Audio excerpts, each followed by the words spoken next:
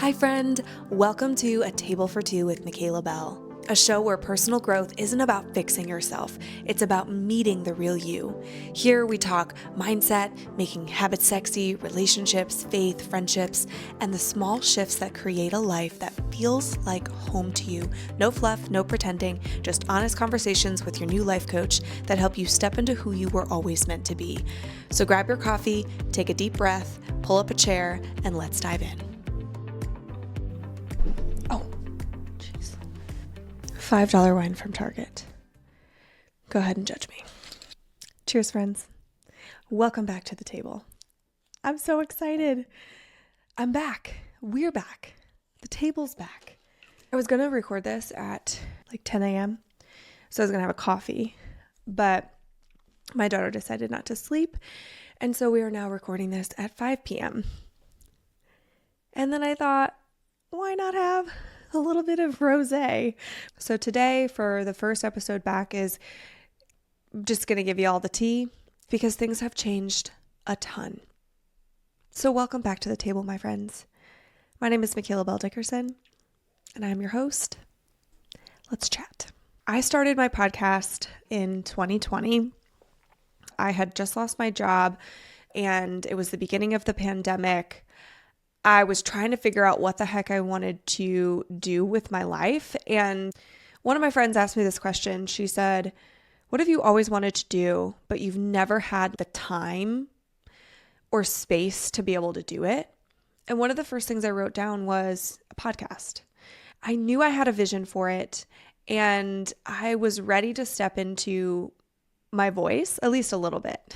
I don't think I fully stepped into it when I launched the podcast, which is why I was so reliant on guests, because I felt way more comfortable having a guest podcast because I could have other experts and I would be the one asking questions, but I didn't have to be the one with all the ideas or necessarily sharing all of the time. And when I thought about bringing the podcast back, I really did feel as though I'm coming back to this podcast with a lot more life experience, with a lot more wisdom and lessons and a ton more mistakes that I can share. And I know that it's my time to step into my own voice. I'm still going to have guests on the podcast, but it's going to be way more solo episodes than it ever was in the past. So if you've been here before and you were a part of the podcast in the very beginning, first of all, thank you so much for sticking around. I love you and I appreciate you so much. But yeah, it'll be just a little bit different. Okay, so that was a little appetizer. Are you guys ready to get into the main entree? So I feel like this meal it's steak and potatoes. It's hearty, it's rich, it's raw a little bit. Maybe not raw, like medium rare. But we're going to just share all the things with you. I'm probably going to cry. There are things on here that I'm going to share with you that I don't necessarily want to share. But I do believe in the importance of vulnerability. And yeah, it's going to be hard, but it's going to be good. Okay. When I started the podcast again, I was 2020 Sahara Desert single. Okay. Ain't nobody in my DMs. Nobody telling me I was pretty. Nothing.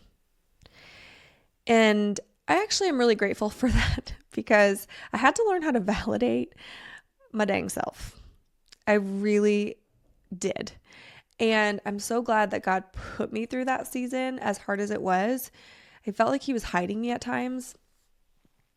And I doubted myself at times. Am I even pretty? But that season was a season where I developed roots for my own self-confidence, not rooted in what someone else thinks about me, but what I thought about myself. And in that process of being Sahara Desert single, so many beautiful things have come out of that. Let's get into my dating life. I'm just kidding. But no, seriously, I was not a good dater. I was not a good dater. There's a lot of things that I can tell you not to do when dating, but man alive, I totally honest, that was not my shining moment. I didn't date a lot. But when I dated, it wasn't great. Oh my gosh, this is so embarrassing. But every relationship I did learn something. And I also got a lot quicker at realizing just when things were not good. I got to a point in I think it was 22. I'm pretty sure it was 2022, where I said to God after this one relationship, Lord, I shouldn't be allowed to date. I understand. Like maybe I will never get married. And if that's the case, like I get it. I'm not good at this. And I even told my dad, I said, I'm never going to meet someone, so I'm just going to get a dog, okay? His name's going to be Bert, and Bert's going to be the love of my life, and he's going to protect me, and I'm going to live happily ever after with Bert. And I did buy Bert. And the funny thing was, I started dating my now husband 2 weeks after I got that dog. So I can't really tell you too much about my dating life before I met my now husband. So I'll tell you about that dating process. The story begins when I met his best friend, Justin, and his wife, Nicole, when Malin was about 2 or 3. And we were at an Iron Pigs baseball game. So it's like the Phillies minor league. And she started playing with this one girl. So I went over and introduced myself to her parents, Nicole and Justin. And I became friends from that day on. And we kept in touch. We got together every once in a while. And in 2022, I saw her Instagram and she was at a wedding. And this one guy just like kept popping up in her stories. And he was full of energy, so much fun, had the most incredible smile. And I just felt something. And because I was in such a I don't care about guys, like there was like an F it kind of attitude, I guess, with it. And so I'm like, whatever, I'm just going to ask her. So I sent her a DM and I said, is this guy single? And by any chance, does he love God? Like, does he have a faith at all? And she sent me a DM back. She's like, oh my God, yes and yes. And you would love him. He's so much fun. And one of the things that I had written down in therapy was, and kind of a discovery that I had made in therapy was that I kept dating guys who were so damn serious, like, and I'm really deep. I annoy myself at how deep I am. And I've always been this way. Like I've always been the person that everyone comes to and talks to because I love to listen to people. And when I talk to someone, I don't want to know how you're fake doing. I want to know how you're actually doing. And I like having deep conversations with people. But I always wanted to be the funny one, like the fun one in the room. And I'm not funny. And I've always wanted to be. Like I've always wanted to be witty. But I'm not. And that's like totally okay. I've come to accept that about myself. But in therapy, I realized that I kept dating these guys who were really serious and just not fun.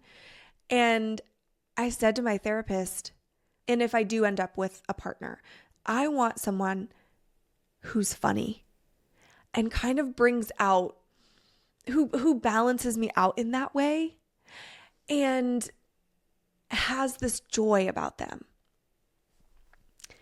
He had that. So I reached out to her and I said, okay, you can, do your magic. It took him a little while to reach out to me. It was over a month. I think it was like 6 or 7 weeks and he didn't reach out to me. So I thought, full transparency, maybe he doesn't like white girls, which I totally get. And I respect it. So he didn't reach out and I ended up like an idiot starting to date an old person. Don't go back to people. Just don't do it. And it didn't last long, but we were kind of back dating again. And so he finally reached out to me. Hey, so a little birdie told me you want to have coffee. And I was like, yeah, I did like 6 weeks ago. But I'm actually seeing somebody else and I'm not a multiple dater at one time. That's just not my thing. And he was like, I totally respect it. I wish you the best of luck. But he did stay in touch, like not in a weird way, but in cute ways. I was reading a book. If you know me at all, you know I love to read books. And so I had shared a book that I was reading about habits on my stories, and he bought the book and started reading it. Well, audibling it. And he would send me DMs. Hey, I bought that book that you love, that you were talking about, and I loved this and chapter this. And I really did appreciate that. So it was like little things like that, nothing that was disrespectful in any way. And when that other thing ended, I sent him a text. I said, hey, it's Michaela Belle. You still up for coffee? And we had so much fun just texting and getting to know each other in a really sweet way. And one of the very first things that I noticed about Ryan was his consistency. And one of the questions I got on Instagram was like, what were some of the green flags when you were dating Ryan? And that was probably one of the first ones, aside from his joy and his enthusiasm for life and his positive outlook, which was a huge green flag for me. But also it was his consistency. I never, our entire time that we dated, I never once questioned his intentions. Is he still into me? Are we cool? Oh, he hasn't reached out in a while. No, he was extremely consistent in his communication. And he was also very intentional about his pursuit. And it wasn't too much either. A big red flag for me is when someone wants to text me all day long. Who has time for that? And that to me just screams like an unhealthy attachment style anyways. But it was not too much. And also I think at one point in time early on when we were texting, he even said like, hey, sorry, I've, been on a bunch of roofs all day. And I said to him, I'm just gonna tell you right now, like, I don't like the whole all day communication thing. Like, I'm super busy. I'm a single mom. I have like I think I had 2 or 3 jobs at that point. So I don't need that, which also I think was a really big green flag for him when it comes to me because of my independence in that way. So lots of green flags when it came to that. His consistency, his intentionality, the way that he pursued me. Another green flag was his kindness for other people. He is so kind. He talks to everyone around him. He is just his bubbly self all the time. And that is something that I love and value and appreciate about him. Also, his intentionality with his family. He loves his family. He's very connected to his cousins and his aunts and uncles. And that was something that I had on my list for sure. And then also a green flag for me was his willingness to pray with me. I think it's really confusing when it comes to our faith. They always talk about you must be equally yoked. I used to think that meant that we both had to be like that the person I was meant to be with was going to be at my spiritual level or further down the road than me. And I've actually found that that's not true. I think this is from my personal experience. I'm not a Bible scholar. I'm not a pastor. I'm just saying for me personally, I have read a lot more of the Bible than my husband has. I have probably gone to considerably more church than he has, like, quote unquote. I'm further along than he is. But we're both pursuing God.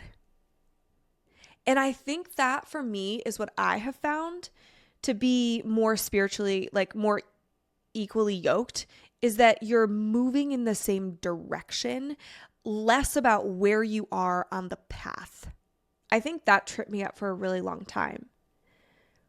I've dated people who were spiritually more mature than me, but didn't lead me as well as my husband does. Very interesting to me. These green flags were all things that were on my list. And actually, maybe I'll make an episode on this one. Let me know in the comments if you guys would want this. because this can also work too, I think, for jobs, friendships. And that was having a list of things that I wanted in my husband. I think that most people have a list that they should actually tear apart and burn, and then they need to write a different one based on what kind of values do you want in your husband? What are the green flags that you're looking for? And let those things be your list as opposed to the, 6'2", brown hair, blue eyes, yada, yada, yada. But I have a whole theory on that. Let me know if you feel like that's something that'd be interesting to do a whole episode on. So back to us dating. We knew very early on that this was it. People ask me all the time, like, when did you know that this was it? Ryan had a moment, whereas mine wasn't necessarily, I don't even remember a moment, but I think it was when I realized that he calms my nervous system. When I was with him, I felt a safety that I had never really experienced. I felt like he cared for my heart, and he got excited about my dreams. And I've been in relationships before. Like, my marriage was one where I was constantly put down. I was constantly told that I should not dream that big, or that I was never going to make these goals that I had set for myself. He would always use really big words and then say, "Do you need me to explain that to you?" In such a condescending way. So I was always put down. And with Ryan, I was always so encouraged. And he's also a creative, and he has his own media company. And so I think we're just able to have conversations that I've never been able to have with someone before. And for me, I wanted more. I wasn't looking for just a marriage, like any old marriage. I wanted a partner. I wanted someone who was going to be my purpose partner, that we could encourage one another and lift each other up, and maybe one day own businesses together and all of that. Like, I wanted someone that I could dream with, and that wasn't going to try and snatch my dreams away from me. So for him, it was a specific moment. And then for me, it was kind of when I realized that my nervous system felt so safe with him. And that was like my body letting me know that I was safe, because in so many aspects, I sometimes didn't really trust my heart. I would be nervous about an emotional decision, right? But when I got married after college, there were so many times in my gut, I just knew something was off. I promised myself that I would never let that happen again, and that I would learn how to trust my gut. And I did. I learned how to do that in my singleness. I think dating, though, I always had a difficult time. Business, I was trusting my gut. With motherhood, I was trusting my gut. And friendships, I was trusting my gut. But in dating, it was, I don't know, such a struggle for me, because I would always let my emotions get involved. And so again, with Ryan, when I realized that he was the one, was when I just felt so safe, and that my gut was saying yes. And it was very clear to me. Our relationship, especially in, that first year, it was just so easy. There was a flow to it. It was not hard. And I remember Ryan saying to me that, because he had a terrible relationship, kind of reminded me a little bit of my past marriage. Was very similar, because narcissism and manipulation and control and all of those things, it's not just reserved for men. Women definitely can be narcissists too, and be abusive and manipulative and controlling and all of those things. So he had told me that at one point in time, his mom was like, a relationship should not be this hard. And I agree with that. Relationships are hard. Like, there are aspects of relationships that are hard because life is hard.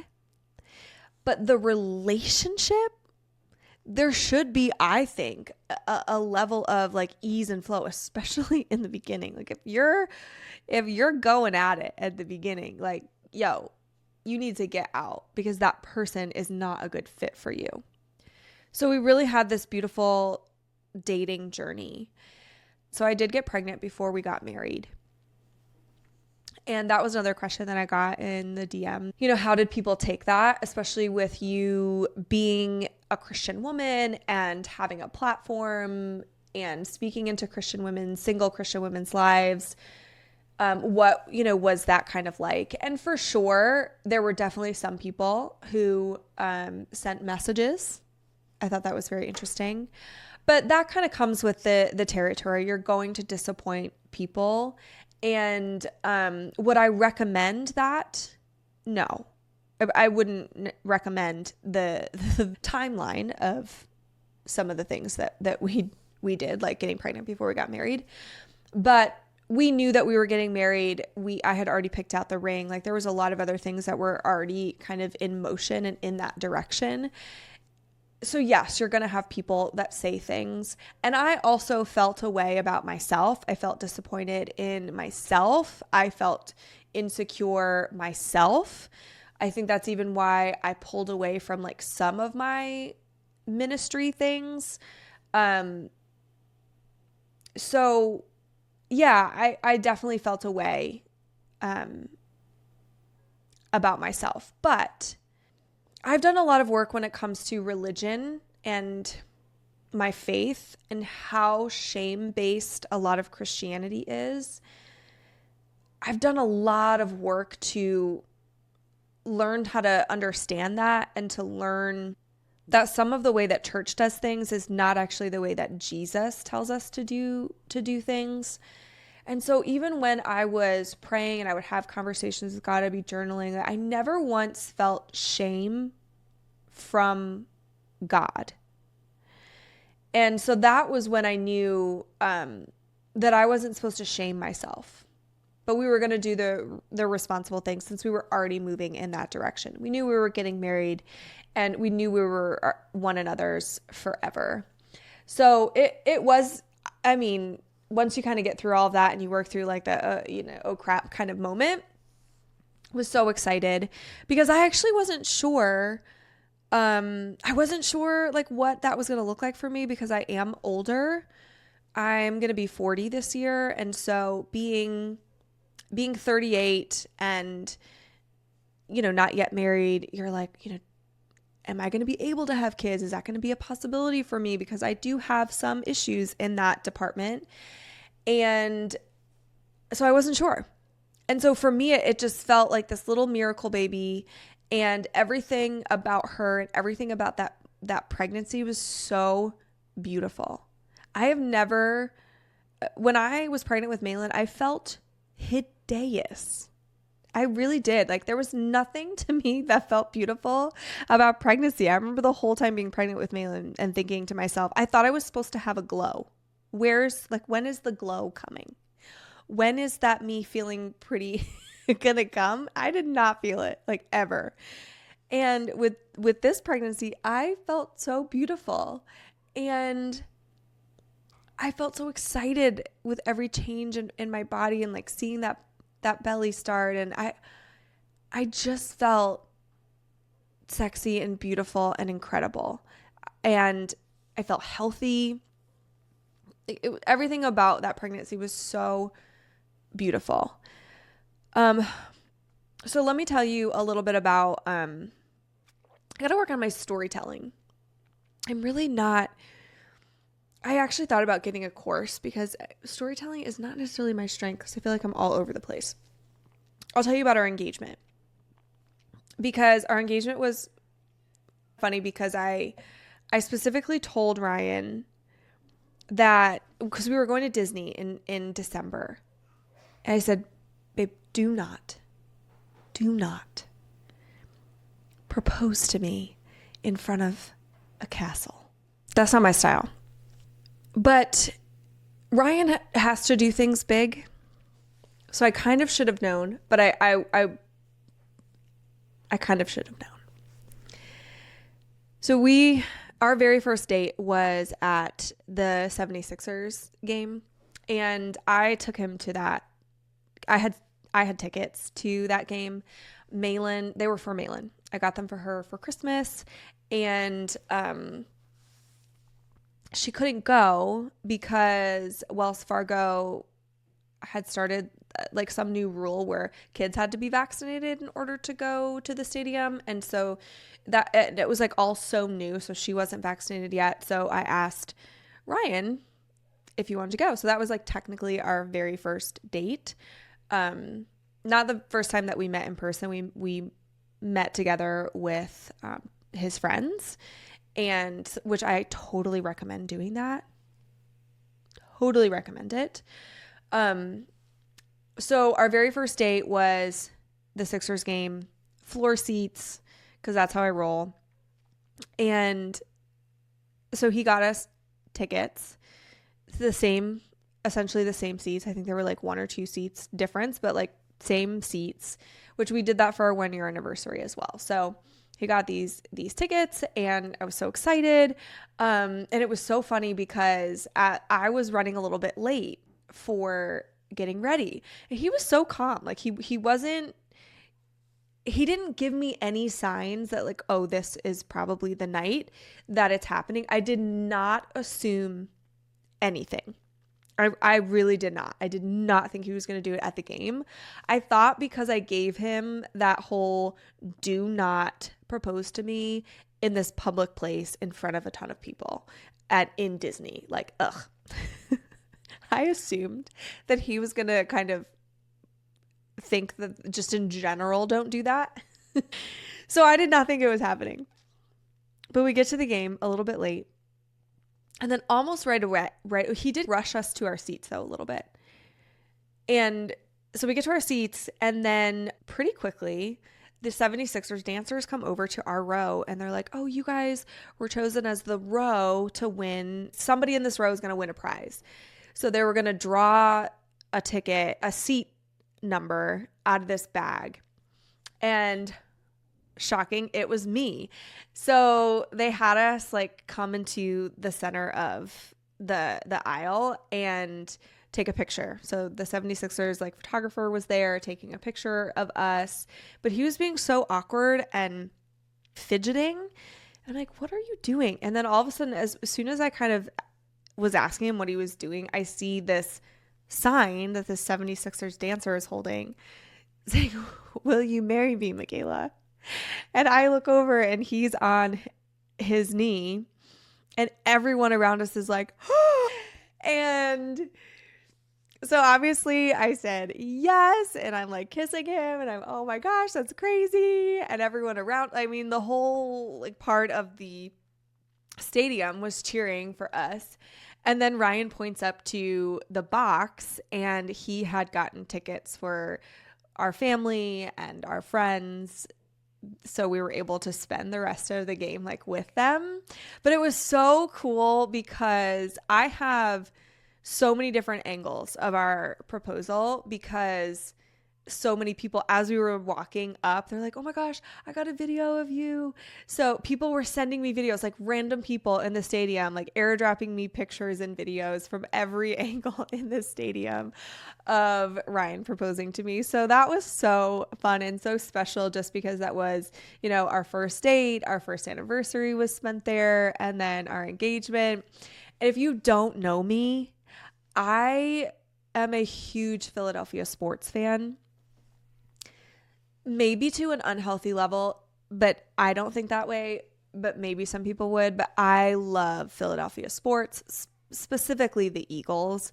One of my very first episodes back on the podcast is about how the Eagles literally gave us a masterclass for having the best year of your life and becoming resilient. So I cannot wait for that episode to come out.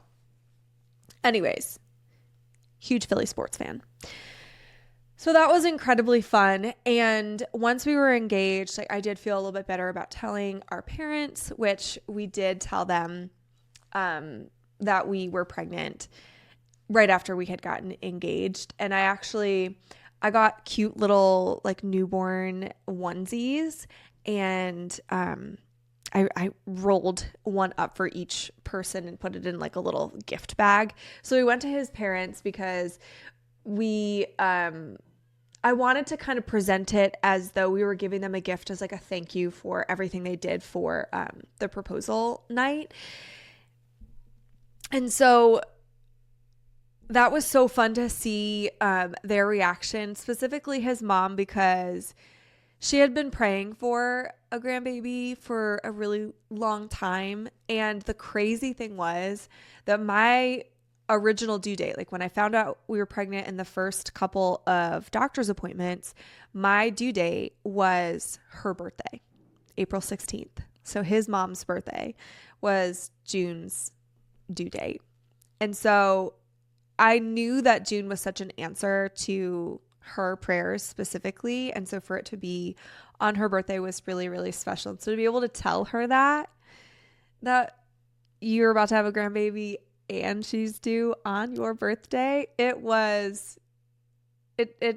felt like storybook kind of, just a level of sweetness that I will forever cherish. And we told his brother and sister-in-law, same thing with like the onesie. Then we told my parents, which I definitely was like a little bit nervous about, telling them that we were pregnant before we were getting married. But we did know, even if we had never gotten pregnant, we probably would have gotten engaged around that same time and married around that same time, because I knew that we were going to have a smaller wedding.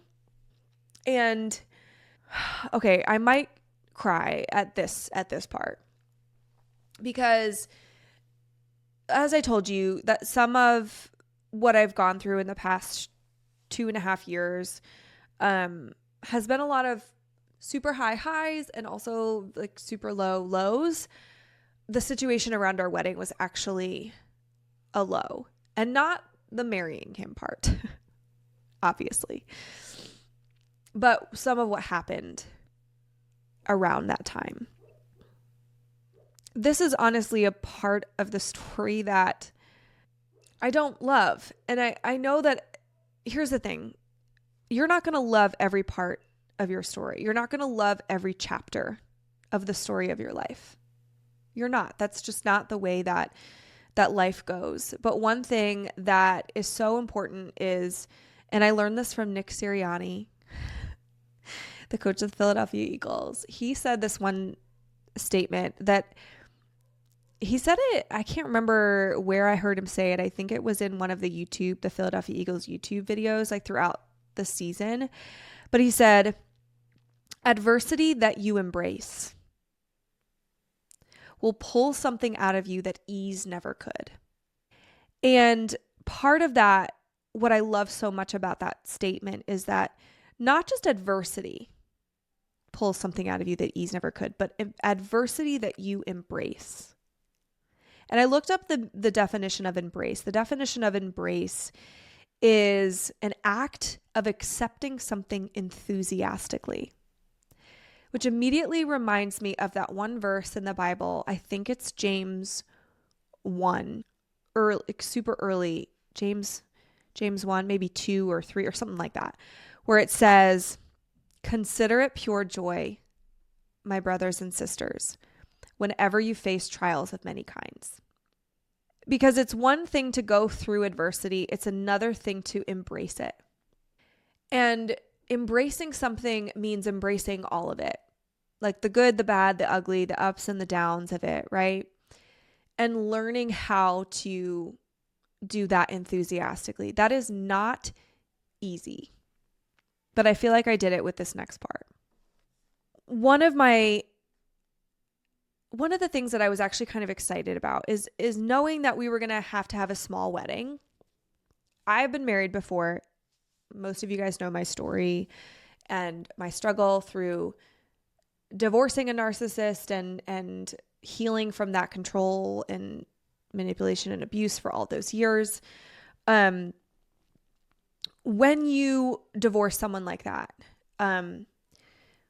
you think that the narcissism, that it won't affect you as much, but when you have a child with that person, it does still affect you. So I've been married before, and I knew, my parents had told me multiple times that like they weren't going to be paying for another wedding, which I respect. And so I knew that this one was going to be on us, which meant that it was going to be a small wedding and we had a small budget for it. But I was actually really excited about that. And I had this, like all these Pinterest pictures of, I had, the restaurant that I wanted to have it at. And I knew exactly how it was going to be designed. And then I got hit with a custody battle. I had told my ex-husband that we were going to be moving. So instead of a 27-minute drive for him, it was going to be a 47-minute drive for him. So it was adding 20 minutes. And I had given him like options for maintaining the exact same overnights every single month, with it being a little bit further away.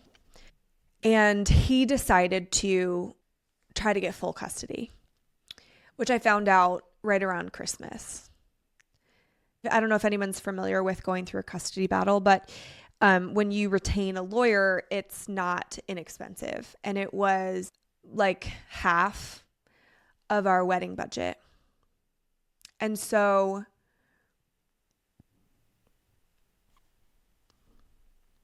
we had to change our plans, and I couldn't do what I wanted to do for our wedding. And we knew the best thing was going to be even smaller, just like our parents and Malin, obviously, and just going to the court and getting married that way.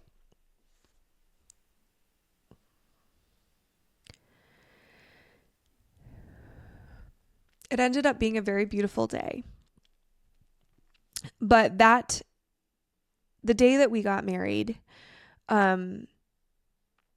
because of like the timing of it and when we had to do it, and based on the court schedule and when the judges were available, and it was kind of hard to find openings and things along those lines. So everything got changed. The timeline got changed. Obviously, the place got changed. The people changed. Everything changed. And that morning when I was getting ready, Ryan had gone to Nordstrom because he was trying different suits the night before, and was like, you know what? I think I might actually try to just like last minute go get a new suit. He was gone. And so I was just getting ready, and I was getting ready in my closet, which we had the tiniest bathroom at our house at that time. And I had this huge walk-in closet. So I had all of my like makeup stuff in there, and I was getting ready and I was doing my makeup, and I was feeling so sad, because my sister wasn't there. My cousin Caitlin wasn't there. My friends weren't there. Like, you imagine your wedding day with like all of your friends and your family, like they're getting ready with you. And I think because I'm such like a visualization person, that I had visualized so much of what I thought that day was going to be like. And I felt so alone that morning.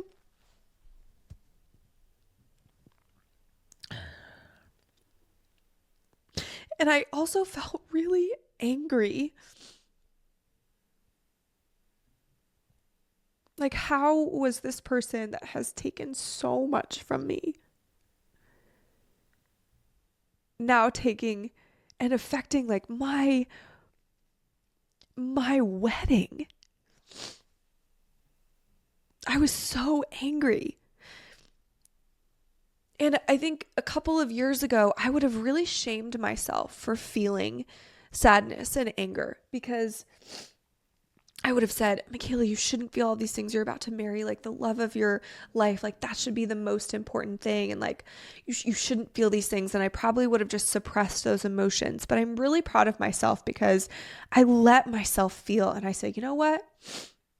I'm going to give myself 15 minutes. And I just let myself like weep like loudly. And I get it all out. And I got my anger out. I cussed. I cussed. You know?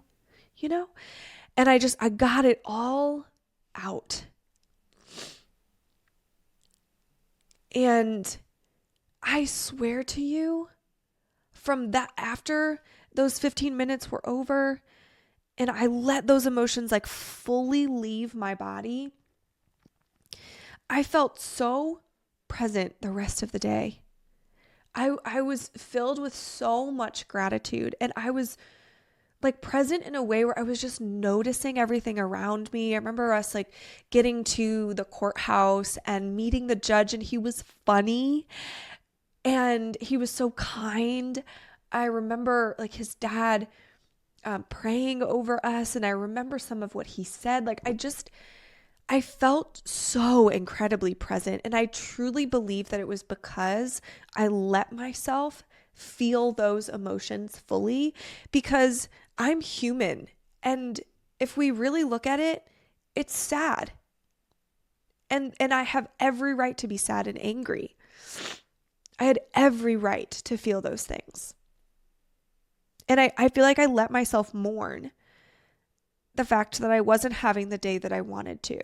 The fact that I didn't even have like the lead up that I wanted to. Like I had this idea of, for instead of like a bachelorette like weekend or something, of just having a bachelorette dinner with all of my I'm gonna cry again, with all my friends who were there through it all. And also my friends who were new. And I wanted to have this like beautiful dinner where not necessarily I was being celebrated, but like the fact that our friendships were all celebrated. I really wanted that bachelorette dinner. So again, I feel like I got to mourn all of that.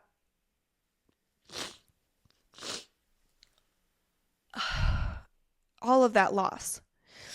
But our day was beautiful, and it was just sweet and intimate. And we went to this cute restaurant afterward called Time in Easton, Pennsylvania. And, we just got some really cute videos of the two of us together. It was so freaking cold. But yeah, and I felt really beautiful. I wore a tight dress. I think that me a couple of years ago, that would have been filled with shame. I would have tried to wear a dress that was, more quote unquote more appropriate and maybe hid it a little bit more. But I'm like, you know what? No, I'm pregnant. So here it is. Like, here is the belly. And I felt beautiful. And so it was a great day. And then my ex-husband scheduled our court date for February 14th. So I spent Valentine's Day in court, only to end up with the same agreement that I offered him at the very beginning of all of this. And other things went down, but there's no need to talk about all of those things. But it was additional heartbreak. But I want to speak to the woman who, if you are in a relationship where you feel like he may have narcissistic tendencies or controlling, manipulative tendencies, get out now. You deserve so much more. And trust me, the heartbreak now of breaking up with him now, it would be way worse if you wait, way worse if you get married, way worse if you have children with him. So if you're dating somebody and you have any inkling of any of those things, trust yourself, trust your gut, and get out. Get into therapy, heal, give yourself a season of being single, a season, okay? And heal, because you repeat what you don't repair. Those of you who have been following me for a long time, you might be sick of me saying that, but it is the truest statement ever. You repeat what you don't repair. And a repair takes time, and it's intentional. When your car breaks down and it needs a repair, you go to somebody who knows how to fix it. It might be there for a little bit of time. Embrace the healing process. Go through the repair and don't date for a while. Okay? But we were able to move to our sweet little town, and I love our house so much. It feels so peaceful. It's like just a safe place. It is beautiful and homey. And we got to bring June Belle into the world and bring her home here. And she's been such a joy. I will tell you though, newborn, and this is why I don't recommend like getting pregnant and doing it in the timeline that we did it, because as a newlywed, you should not be a newlywed and have a newborn. I don't recommend it, because having a newborn is slightly like hell, depending on how your newborn is. But man, is it a lot. One of the questions I got on Instagram, which I thought was really great, was what was that transition like for you from single to married to motherhood again? And for me, that transition from single to married was not like super drastic. I think too, because we knew so early on that he was my person, and we had spent so much time together. We really, like, Ryan and I really knew each other. I think we've learned additional things like skeletons in others' closets now being married, but we really didn't know each other because we had dated for 2 solid years. So I felt like I was so ready. For him, it was a much different transition, because before he met me, he was like having the time of his life. He was single and 0 responsibilities. I'm talking 0, and having a grand old time, you know? And then he meets me. We get married. He's got a stepchild all of a sudden. Then he's got a child and newborn life, which was just treacherous. So that was a difficult transition for him. Not as much for me. And then into motherhood again, it felt really great. The newborn phase, just, again, difficult. Those transitions were not as hard. I think for him, it was much, much harder. So those are essentially a lot of the things that happened. That's not even, to be honest with you, it's not even fully scratching the surface. I also had friendship loss in the early parts.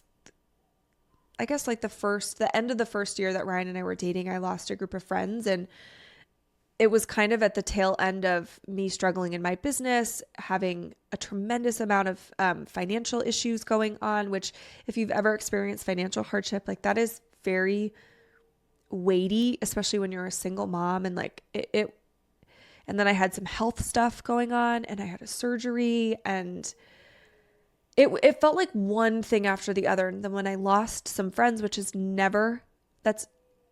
I've never really lost friendships. And it was probably more devastating than any breakup I'd ever experienced in my life. I mean, so Ryan has seen me at the lowest of lows, which was that time. And maybe I'll do an episode on that, because I'm telling you, losing friends, I put up this wall, especially a wall up for Christian women in the church. I just I don't trust. I'm still healing and figuring some of that out. I don't know if anyone ever experienced friendship loss in a really traumatic way. It will mess you up. And it messed me up. So yeah, and I didn't even go into any of that. So there was just a lot of incredible, beautiful moments and a lot of really, really challenging ones as well. The last couple of years have been a journey. It's been a journey in business and refiguring myself out. I mean, I was known as the savvy single for so long. And when I started dating and, engaged and married and baby, you just question so many different things about, what am I supposed to be doing? Am I worthy of having a platform? I went through just so much self-doubt and loss of confidence, and having June and healing my body physically, and then also just working a lot more on my mental health and my spiritual health. I'm feeling more and more like myself every single day.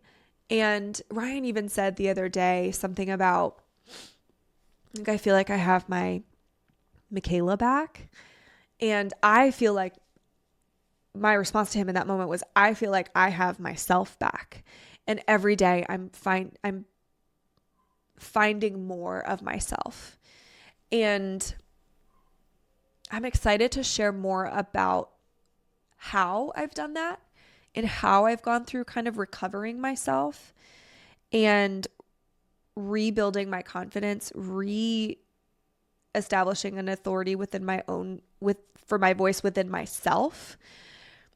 And I'm just so grateful for all of the adversity and all of the trials. I don't think I've always considered them pure joy, like that verse says to do, but I do feel like I've embraced it fully. So for a little bit of dessert, after that large entree, I want to say that sometimes when we go through bumps and we go through trials, is we start to give the pen to someone else. We start to give the pen to our circumstances. We start to give the pen to the world around us, or to the doubters, or to the people that have hurt us. And we give up writing our own story. And I just want to encourage you to take back the pen and start writing your own story again. Start becoming and realizing that you're not meant to be the supporting act in your own life. Like, you're meant to be the leading lady. And if maybe you have a strong faith, and so you might say, well, God really is the author of our story. Yes, but he also does give you free will. And I truly believe that sometimes we just give up the pen entirely, but God gives you the ability to make your own decisions. He gives you the ability to think new thoughts. Every day you have the pen to continue to write your story. So stop giving it to other people and to your circumstances. Take control and control the controllables, and you can take control of that pen and you can start writing your own story. You are worthy of it. You are worthy of it. Thank you so much for being on this journey with me. And I hope that you're excited about this podcast coming back to life. I cannot wait for the next episode, which is all about starting over. And I'm going to give you, I believe there's 4 tips that I'm going to be giving you, as far as if you feel like you're starting over, whether it's getting back in the gym, maybe it's dating again, maybe it is a career shift. You feel like you're maybe starting at square one in something. I'm going to be speaking to you in the next episode about how to shift that perspective a little bit.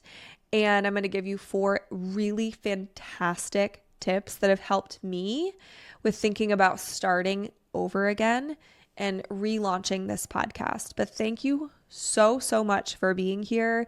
If you have a friend that you thought of when you were listening to this podcast, send it to her. If after you listen to a couple of episodes, it is helping you, one of the best things you can do is to give the show a 5-star review and write a little something about it. Download the episode, share it on social media, share it specifically with friends again that you think of. Anything that you can do to help, which is totally free, a free way to just give your friend a high five. Thank you so much for being here. I love you. I respect you. I honor you. And I promise that you are stronger than you realize and braver than you think and definitely smarter than you know. And I'm going to help you realize all of those things. Bye, guys. Cheers.